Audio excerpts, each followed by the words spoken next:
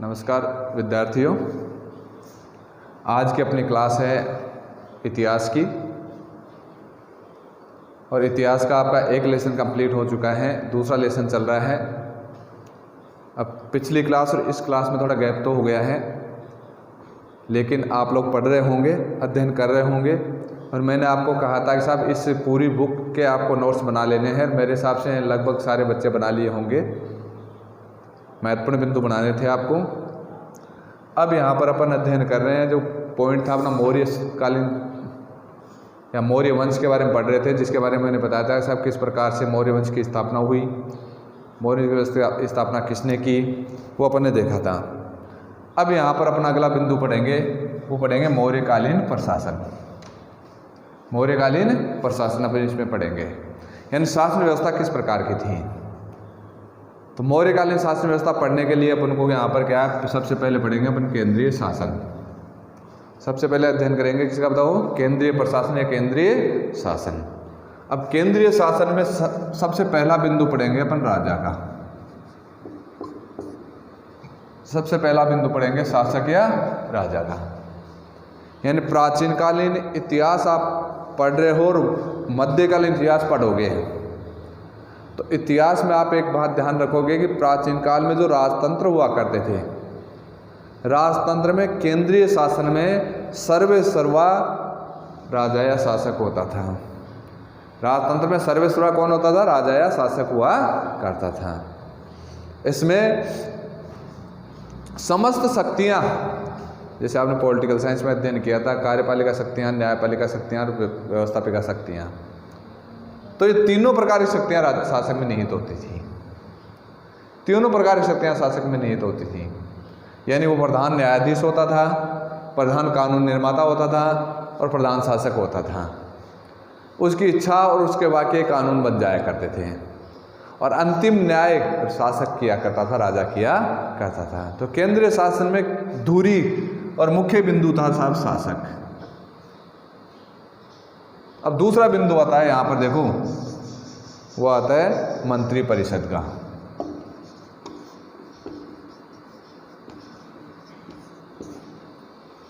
मंत्री परिषद का वर्णन आता है, यानी कौटिल्य के अनुसार शासक की हेल्प के लिए एक मंत्री परिषद हुआ करती थी और मंत्री परिषद का कार्य था शासक को सलाह देना, राजा को सलाह देना, परामर्श देना। और परामर्श देने का कार्य मंत्री परिषद का होता था।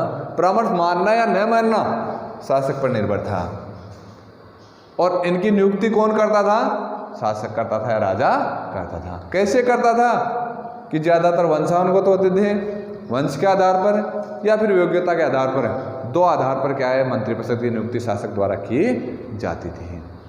मंत्री परिषद का काम क्या था, शासक को विभिन्न बिंदुओं पर सलाह देना। अगर शासक या राजा चाहे जब उनसे सलाह मांग सकता था और मंत्री परिषद को लगे कि शासक को इस बात पर मशवरा देना, सलाह देना, तो सलाह दिया करती थी।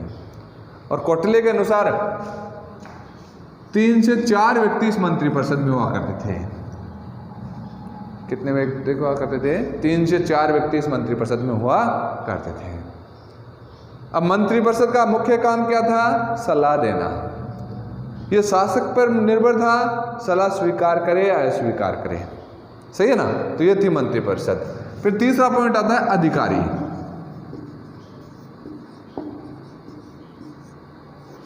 तीसरा पॉइंट क्या आता है बताओ, अधिकारी। यानी ये मंत्री परिषद का काम था सलाह देना। अधिकारियों का काम क्या था, राजा के कार्य को क्रियान्वित करना, राजा के जो आदेश है उनको क्रियान्वित करना, लागू करना, वो अधिकारी हुआ करते थे। जैसे आजकल आपको पता है तो एक प्रधानमंत्री होता है। अब प्रधानमंत्री सारे काम नहीं कर सकता, तो प्रधानमंत्री और संसद के जितने भी कार्य हैं उन सारे कार्यों को लागू करने के लिए मंत्री परिषद या मंत्रिमंडल होती है। वैसे ही उस समय प्रमुख अधिकारी हुआ करते थे और प्रमुख अधिकारी की संख्या कौटिल्य ने 18 बताई है, जिसको मंत्री कहते थे। इन अधिकारियों को क्या कहते थे, मंत्री। क्या कहते थे बताओ, मंत्री। और मंत्री को 18 मंत्री थे, मंत्री को क्या कहते थे? तीर्थ कहते थे।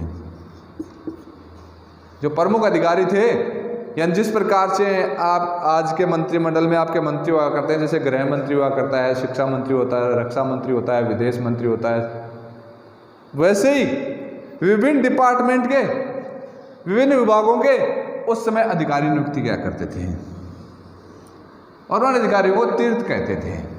क्या कहते थे? तीर्थ। और तीर्थ की संख्या कितनी थी बताओ? 18। कितने थे बताओ? 18, जिसमें आपके पुरोहित आ जाया करते थे, कोषाध्यक्ष आ जाया करते थे, समाहर्ता आ जाया करते थे, सन्निधाता आ जाया करते थे, अनेक जो मुख्य, यानी वर्तमान मैंने नाम बोले ना, उनके नाम डिफरेंस है, कार्य उनका वो था। तो इस प्रकार देखो यहाँ पर अधिकारी मुख्य रूप से 18 थे। इसके अलावा इन अधिकारियों की हेल्प के लिए, इन अधिकारियों के सहयोग के लिए अन्य कुछ अधिकारियों की पोस्ट और बताई है कौटिल्य ने, और वो पोस्ट बताइए 27।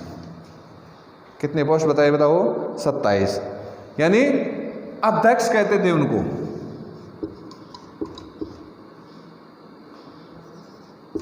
क्या कहते थे? बताओ? अध्यक्ष। कितने बताओ? 27 अध्यक्षों का वर्णन है। कितने अध्यक्षों का वर्णन बताओ? 27 अध्यक्षों का। तो इस प्रकार से अर्थशास्त्र में क्या हुआ करते थे बताओ? अधिकारी हुआ करते थे। सॉरी, मौर्यकालीन शासन व्यवस्था में अधिकारी हुआ करते थे, जिनका वर्णन अर्थशास्त्र में कौटिल्य ने किया है। अब अगला पॉइंट अपन पढ़ेंगे शासन व्यवस्था में, वो पढ़ेंगे साहब चौथा, नगर प्रबंध।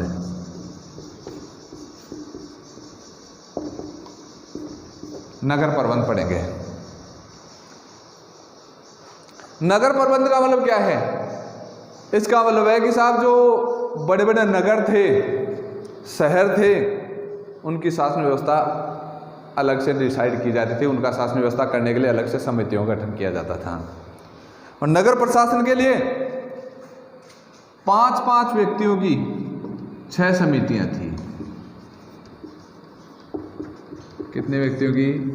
5-5 व्यक्तियों की कितनी समितियां थी बताओ? 6 समितियां थी, जिनका मुख्य काम क्या था बताओ?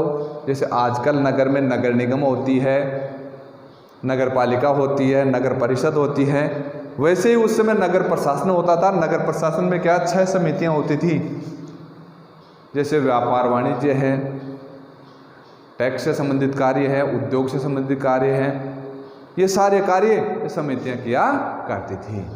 6 समितियां होती थी, जिन 6 समितियों का काम अलग अलग होता था। प्रत्येक समिति में कितने सदस्य हुआ करते थे बताओ?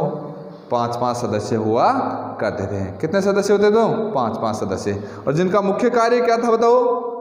जिनका मुख्य कार्य था नगर प्रशासन की देखभाल करना, नगर प्रशासन को क्रियान्वित करना। जैसे नगर में विभिन्न कार्य आते हैं, जैसे मान लो व्यापार वाणिज्य आ गया, इसके अलावा जैसे मान लो आपके जनगणना आ गई, शिल्प आ गया, अनेक कार्य थे जो क्या है समितियां किया करती थी। और नगर का मुख्य शासक होता था, उसको नागरिक कहते थे। ध्यान रखना, देखो नगर का मुख्य शासक था, उसको क्या कहते थे? नागरिक कहते थे। जैसे आजकल मैंने बताया था आपको, पढ़ा होगा, मैंने पढ़ाया भी था आपको कि साहब नगर निगम में महापौर होता है, नगर पालिका में अध्यक्ष होता है, सभापति होता है, नगर पालिका में क्या अध्यक्ष होता है, नगर परिषद में सभापति होता है। वैसे क्या है, नगर का मुख्य प्रशासक होता था, उसको क्या कहते थे बताओ? नागरिक कहते थे। क्या कहते थे तो? नागरिक।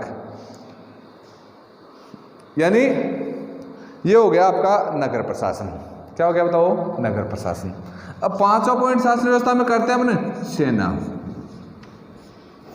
सैन्य व्यवस्था किस प्रकार से थी? तो देखो एक बात ध्यान रखना आप कि प्राचीन काल में जो राजतंत्रात्मक शासन व्यवस्थाएं हैं, राजतंत्रात्मक शासन व्यवस्थाओं में सेना का विशेष महत्व होता था, क्योंकि शासन की स्थिरता, शासन का विस्तार और शासन की मजबूती सेना पर निर्भर करती थी। किस पर निर्भर करती थी बताओ? सेना पर। क्योंकि पहले पड़ोसी राजाओं से संघर्ष हुआ करते थे, उनको विजित करने के लिए युद्ध किया करते थे। तो सेना एक शक्तिशाली सेना थी, किसके पास बताओ? मौर्य शासकों के पास। और सेना के विभिन्न डिपार्टमेंट हुआ करते थे, और विभिन्न डिपार्टमेंट में जो कौन कौन से हुआ करते थे कि साहब, पहली बात तो पैदल सैनिक हुआ करते थे, उसके अलावा अश्व सैनिक हुआ करते थे, हाथी हुआ करते थे, रथ हुआ करते थे, और नौसेना भी थी। यानी सेना के अनेक डिपार्टमेंट थे। जैसे पहले सेना के मुख्य डिपार्टमेंट हुआ करते थे पैदल, अश्वरोही, हस्ती सेना और रथ। 4 भाग मुख्य रूप से हुआ करते थे। जैसे आपने रामायण महाभारत टीवी में देखी होगी, उस रामायण महाभारत में युद्ध देखे होंगे, तो उस युद्ध में आपने देखा होगा ऐसा किस प्रकार से सैनिक लड़ रहे थे, वो सैनिक किस किस पर बैठे हुए थे। कुछ सैनिक पैदल हुआ करते थे, कुछ सैनिक घोड़ों पर बैठा हुआ करते थे, कुछ सैनिक क्या हाथियों पर बैठे होते थे, कुछ जो सेनानायक होते थे वो रथों पर होते थे। और देखो जिस प्रकार से ना मौर्यकालीन शासन व्यवस्था थोड़ी विस्तृत थी, तो समुद्र तट तक पहुंच गई थी, तो इसलिए नौसेना यानी जल सेना का प्रबंध वहाँ पर था, जल सेना पे निर्मित कर ली थी। किसने बताओ? मौर्य शासकों ने। तो इस प्रकार से सेना के अनेक डिपार्टमेंट थे जिसको आप लोग पढ़ोगे, हिसाब कौन कौन से थे। अब देखो यहाँ पर कि जो जो डिपार्टमेंट थे आपके, मैंने बताया ना, उन डिपार्टमेंट के लिए प्रत्येक के कंट्रोल के लिए एक समिति हुआ करती थी, और उस समिति में 5 सदस्य हुआ करते थे। जैसे मान लो पैदल सैनिक के लिए कंट्रोल के लिए एक समिति होती थी, उसके 5 सदस्य होते थे। उसी प्रकार हस्ती सेना के लिए एक समिति होती थी, उसमें 5 सदस्य होते थे। तो 5-5 सदस्यों की समितियां प्रत्येक डिपार्टमेंट की निगरानी करती थी। किसकी बताओ? सैन्य विभाग की। किसकी बताओ? सैन्य विभाग की। इस प्रकार से आगे आ रहा है सेना। फिर आगे आ रहा है पॉइंट जो अपन देखेंगे, और एक बात सेना में आप ध्यान रखो कि सेनाध्यक्ष तो होता ही था, लेकिन जैसे मैंने कहा ना कि प्रधान सेनापति कौन होता था? शासक होता था। प्रधान सेनापति कौन होता बताओ? शासक। तो अगला पॉइंट पढ़ेंगे अपन, छठा शासन व्यवस्था में गुप्तचर व्यवस्था।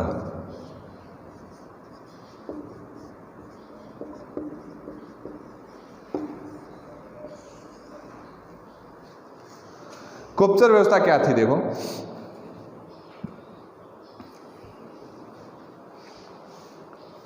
यानी देखो शासन है, उसको चलाने के लिए गुप्तचर विभाग का एक्टिव रहना बहुत महत्वपूर्ण होता है। क्यों? गुप्तचर विभाग अनेक सूचनाएं, चाहे राज्य की सीमाओं की सूचनाएं हो, चाहे सीमाओं के बाहर की सूचनाएं हों, वो सारी सूचनाएं समय समय पर शासक को प्रदान करते रहते हैं।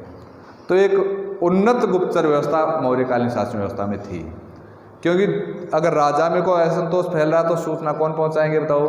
गुप्तचर पहुंचाएंगे। विदेशी शासक कोई अगर आक्रमण करने की सोच रहा है तो कौन सूचना पहुंचाएंगे? गुप्तचर पहुंचाएंगे।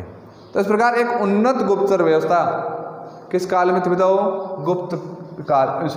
मौर्य काल में व्यवस्था थी। कौन सी व्यवस्था थी बताओ? गुप्तचर व्यवस्था। यानी एक पूरा डिपार्टमेंट था गुप्तचर व्यवस्था का।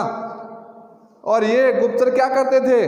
मैंने बताया ना अभी, राजतंत्र हुआ करते थे। राजा के विरोध में जनता में भी कुछ विरोध पनपता था, तो जनता की निगरानी भी रखते थे, और दूसरे जो पड़ोसी राज्य हैं उनकी निगरानी भी रखा करते थे। तो इस प्रकार से गुप्तचर व्यवस्था थी।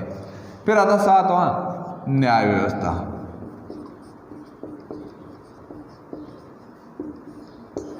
न्याय व्यवस्था किस प्रकार की थी? तो देखो यहाँ पर अगर आप लोग अभी वर्तमान में न्याय व्यवस्था पढ़ोगे तो उससे थोड़ी तुलना करके बता रहा हूँ आपको। वर्तमान की न्याय व्यवस्था से कुछ व्यवस्था उस समय की मिलती जुलती थी, लेकिन उसके नाम थोड़े अलग थे। जैसे मैंने आपको राजा के पॉइंट में पढ़ाया था, प्रधान न्यायाधीश शासक होता था या राजा हुआ करता था, लेकिन सारी सूचना या सारे न्याय राजा नहीं कर सकते। इसलिए क्या है, उसने क्या है, न्याय विभाग के 2 डिपार्टमेंट निश्चित किए थे। 2 डिपार्टमेंट थे, और 2 डिपार्टमेंट मुख्य रूप से विवाद के होते हैं। जैसे आपने वर्तमान में पढ़े होंगे, दीवानी और फौजदारी, 2 चीज पढ़ी होगी आपने। दीवानी और फौजदारी, ये 2 डिपार्टमेंट पढ़े होंगे आपने। तो इन 2 डिपार्टमेंट से जुड़े हुए डिपार्टमेंट उसमें थे, वो थे धर्मस्थय और कंटक शोधन।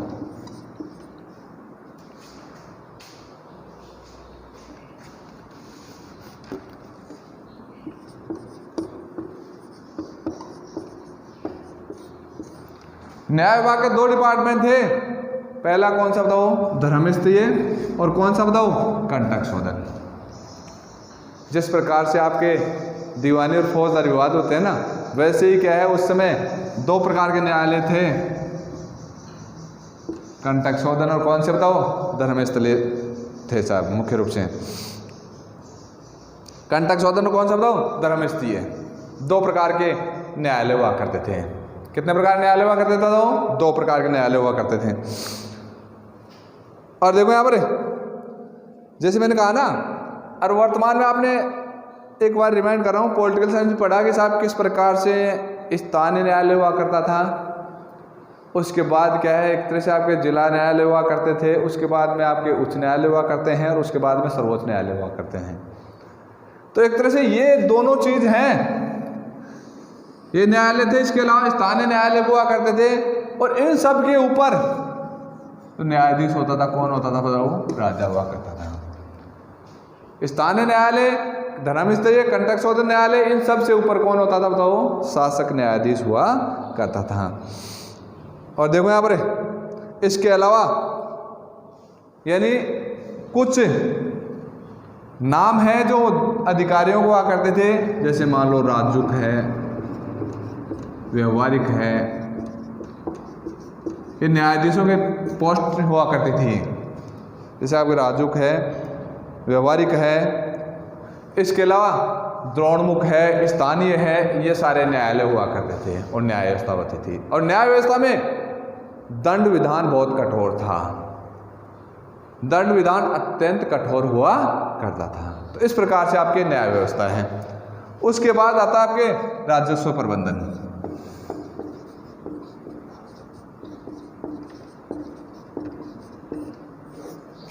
राजस्व प्रबंधन, अब देखो राजस्व प्रबंधन क्या चीज होती है।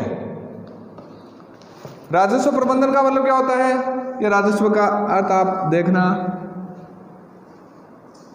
राजस्व यानी राज्य की आय, यानी राज्य की आय किस प्रकार से प्राप्त होती है, उसको किस प्रकार से इकट्ठा किया जाता था, उसको किस प्रकार से खर्च किया जाता था, उसको राजस्व व्यवस्था कहते हैं या राजस्व प्रबंधन कहते हैं। यानी राज्य की आय कहाँ कहाँ से प्राप्त होती थी राज्य को, और उस आय को किस प्रकार से खर्च किया जाता था, उसको अपन क्या किस में रखते हैं बताओ, राजस्व प्रबंधन में रखते हैं। किस में रखते हैं बताओ, राजस्व प्रबंधन में। और इसके 2 अधिकारी हुआ करते थे, समाहर्ता प्रमुख अधिकारी था राजस्व प्रबंधन का, कौन था बताओ, समाहर्ता, और कोषाध्यक्ष होता था, वो होता था सन्निधाता। यानी राजस्व प्रबंधन का जैसे मान लो आजकल आपको बताया तो राजस्व प्रबंधन का मुख्य अधिकारी होता है वित्त मंत्री। कौन है तो बताओ, वित्त मंत्री। उसी प्रकार उस समय मुख्य रूप से मंत्री था, अधिकारी था, उसका नाम था समाहर्ता, और कोषाध्यक्ष को कहते थे सन्निधाता। और विभिन्न प्रकार के टैक्स प्राप्त किए जाते थे, जैसे मान लो आपके विभिन्न दुर्गों से टैक्स प्राप्त किए जाते थे, कृषि से टैक्स प्राप्त किए जाते थे, इसके अलावा आपके वनों से टैक्स प्राप्त किए जाते थे, खानों से टैक्स प्राप्त किया जाते थे। जैसे आजकल टैक्स होते हैं उसी प्रकार उस समय भी कर लिया जाता था। कृषि से टैक्स होता था, विभिन्न दुर्गों से टैक्स होता था, खानों से टैक्स होता था, इसके अलावा आपके आयात निर्यात पर टैक्स होता था, उद्योगों पर टैक्स होता था। उस सब से क्या है, राज्य की आय प्राप्त होती थी। तो इस प्रकार से आपका ये क्या आ गया, राजस्व प्रबंधन आ गया। और अशोक के बाद एक पॉइंट और हो गया था, जन उपयोगी कार्य।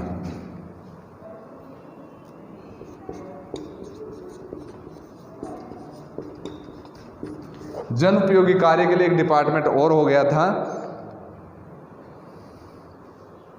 यानी यहां पर जो जन उपयोगी कार्य की व्यवस्था और की जाती थी, और जन उपयोगी डिपार्टमेंट और अलग से था केंद्रीय शासन में। और उसका मुख्य काम क्या था, जैसे मान लो सिंचाई की व्यवस्था के लिए करना, सड़कों का निर्माण करना, पौधारोपण करना, जनहित के लिए कार्य को प्रोत्साहन देना। वो कार्य कौन करता था बताओ, जन उपयोगी कार्य के डिपार्टमेंट हुआ करता, वो किया करता था। तो ये आता था केंद्रीय शासन। जिसको अपन ने देखा भी, केंद्रीय शासन आता है। अब मौर्य काल में अगला पॉइंट पड़ेगा अपन प्रांतीय शासन।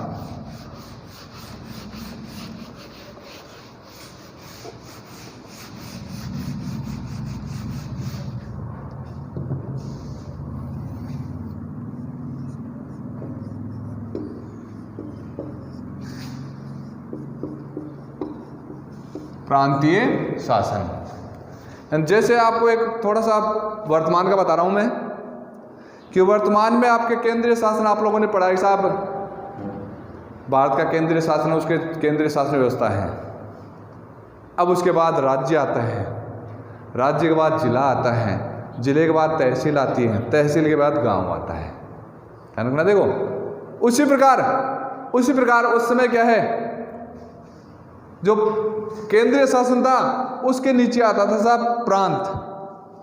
क्या आता था? तो प्रांत आता था, और 5 मुख्य रूप से प्रांत थे, यानी उस समय 5 प्रांत थे। देखो यानी केंद्रीय शासन नीचे मुख्य रूप से प्रांतीय शासन में 5 मुख्य रूप से प्रांत थे।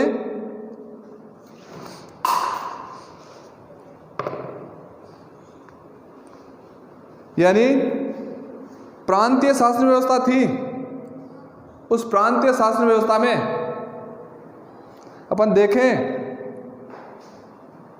तो शासक होता था ना, जो भी शासक होता था वो शासक क्या करता था कि साहब प्रांतीय शासन को कंट्रोल करने के लिए, प्रांतीय शासन को नियंत्रित करने के लिए कुछ अधिकारी नियुक्त करता था। और वो अधिकारी कौन होते थे? वो होते थे साहब आपके किससे जुड़े हुए? राज परिवार से जुड़े हुए होते थे, राजा के वंश से जुड़े हुए अधिकारी हुआ करते थे, जिनको नियुक्त कौन करता था बताओ? राजा करता था। और 5 जो प्रांत थे उनका नाम अगर मैं यहाँ पर डालूं तो वो थे, सबसे पहला था उत्तरापथ, सबसे पहला था उत्तरापथ, और उसकी राजधानी थी तक्षशिला।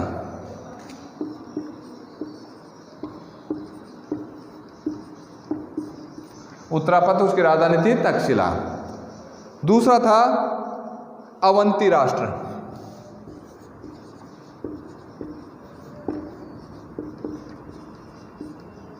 कौन सा था दूसरा? अवंती राष्ट्र, उसकी राजधानी थी उज्जैनी।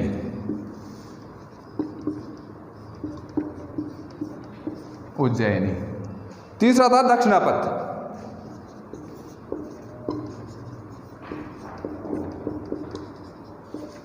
और दक्षिणापथ की राजधानी थी स्वर्णगिरी।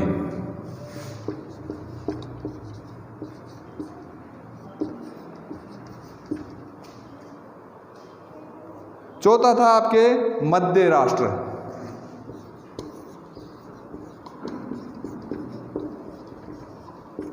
और उसकी राजधानी थी क्या बताओ?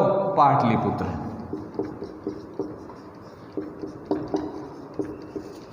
और जब अशोक ने कलिंग को अधिकार में किया तो 5वां प्रांत हो गया आपके कलिंग।